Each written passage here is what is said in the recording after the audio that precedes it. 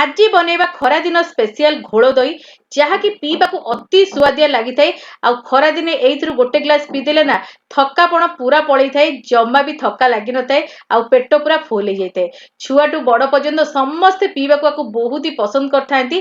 ताले चलतु ओडिया बहु ता स्टाइल किपरि आज घोल दही बनेछि देखि नबा। नमस्कार, ओडिया बहु रोसई को आपण मानकु बहुत बहुत स्वागत। घोल दही बनिया पे एटी गोटे ब्लेंडिंग जार नै जाइछि। आ एटी पूरा हैंडफुल नैछि पुदीना पत्र। आ आमे जेतिकी पुदीना पत्र नेबा तार 2 गुणा एटी नेबा धनिया पत्र।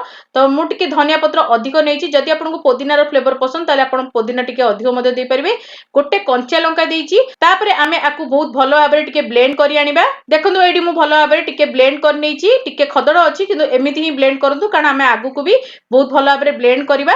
तो एई भली हेबा दरकार। तापरे आमे एटी देई देबा गोटे कप दही, हाफ स्पून एटी नैछि बीट सॉल्ट, बहुत ही चटापट टेस्ट आसीता या द्वारा। तापरे एटी दोछि हाफ स्पून जीरा लंका गुंड।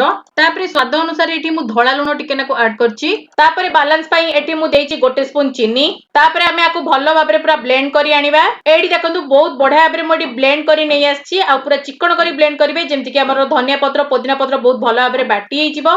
तापरे आमे एटी ऐड करिबा चिल्ड वाटर, जा द्वारा कि बहुत ही बढ़िया टेस्ट आस्ताय।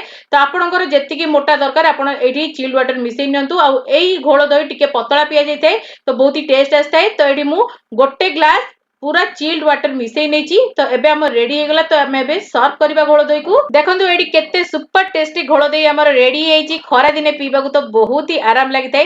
तो निहाती भाबे आपण घरे एई घोल दही को बनांतु, निजे पियंतु, निज परिवार को पियंतु, समस्त को बहुत ही पसंद आसीबा। आ एई खरा दिने तो आको पी देला माने आत्मा मन सब शांति हो जायताय। तापरे आमे टिके उपरु सजे देबा जीरा लंका गुंड, जा फଳରେ टिके बहुत ही बढ़िया देखा जिवो। आ आपण माने मो वीडियो को को जगह देखुचंदी निहाती एबे कमेंट सेक्शन में लिखिबे, मते बहुत ही भल लागिवो।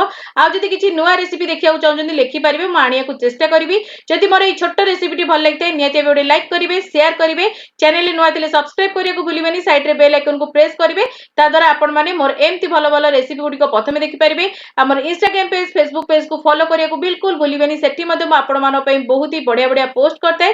तो आगु को मैं एम्ति बहुत ही बढ़िया बढ़िया रेसिपीज आपण मानो पई नेकी आसीबी। तो आज पई एतिकी, बाय बाय।